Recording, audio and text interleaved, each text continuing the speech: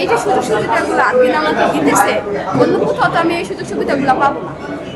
একমাত্র সেটা আদিনই সম্ভব। আমাদের গরিবদের জন্য আদিন হচ্ছে মানে প্রথম স্থান।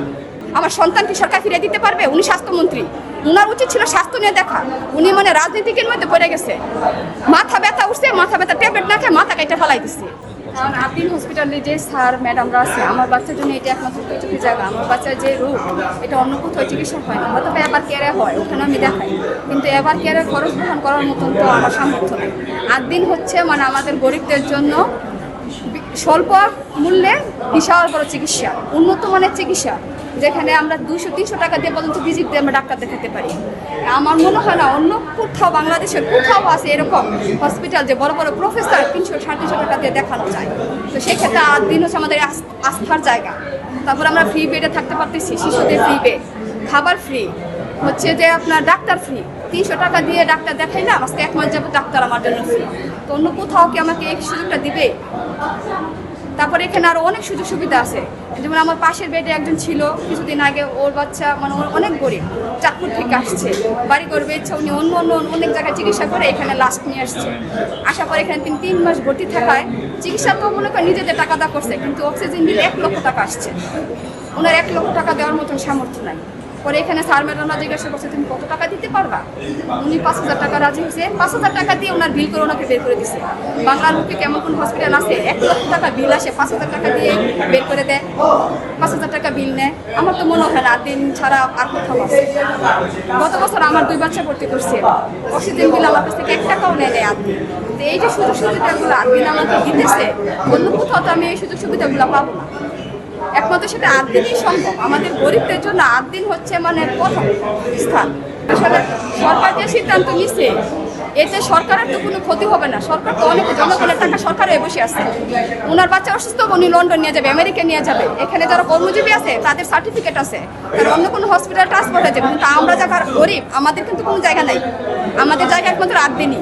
তো সরকার স্বাস্থ্যমন্ত্রী, ওনার উচিত ছিল জনগণের স্বাস্থ্য নিয়ে চিন্তা করা। উনি তো সেটা চিন্তা করতেছে না।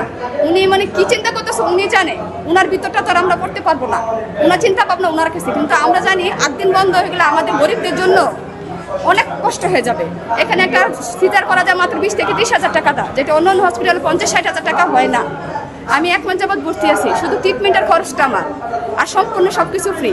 মাঝে মাঝে এমনও দেখা যাইতেছে আমার কিছু টাকা নাই, স্যাররা আমার টাকা দিতেছে, যাও ইঞ্জেকশন নিয়ে আসো। তো এই সুযোগ সুবিধাগুলো তো আমাকে অন্য কোথাও দিবে না। সরকার যদি দিন বন্ধ করতে হয়, সরকার এখানে আসতে হবে, আইসা আমাদের আশ্বাস দিতে হবে যে না, আপনাদের রোগীদের দায়ভার আমাদের।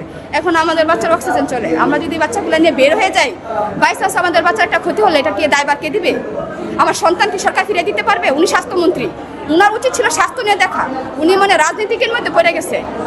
মাথা ব্যথা উঠছে, মাথা ব্যথা ট্যাবলেট না খেয়ে মাথা কেটে ফেলাই দিচ্ছে। কিছুদিন আগে এই যে ফেরিঘাটে যে দুর্ঘটনা ঘটলো, ওই বাসের কি লাইসেন্স বাদ করে দিছে? মাইলস্টোন যে দুর্ঘটনা ঘটলো, মাইলস্টোনের কি লাইসেন্স বাদ করছে? গতকালকে খুলনা সিটি মেডিকেল কলেজে হাসপাতাল আগুন লাগছে, ওটা কি বাদ করে দিবে? দুর্ঘটনা তো দুর্ঘটনাই।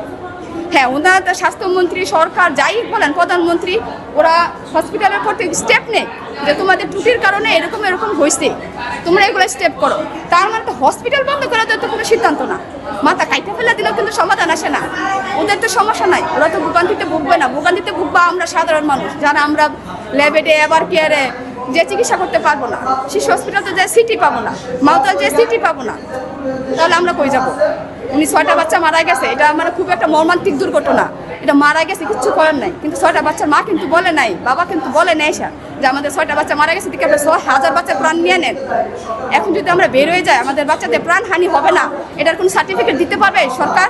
স্বাস্থ্যমন্ত্রী ওনার এখানে আসতে হবে। যদি আমাদের হসপিটাল থেকে বের করতে ওনার এখানে আসতে হবে, আমাদের সাথে প্রতিশ্রুতি দিতে হবে যে আপনাদের বাচ্চার সম্পূর্ণ দায়ভার আমাদের, তখন আমরা বেরোবো। এর আগে আমরা এক পাও এখান থেকে বেরোবো না, যা খুশি তা হোক।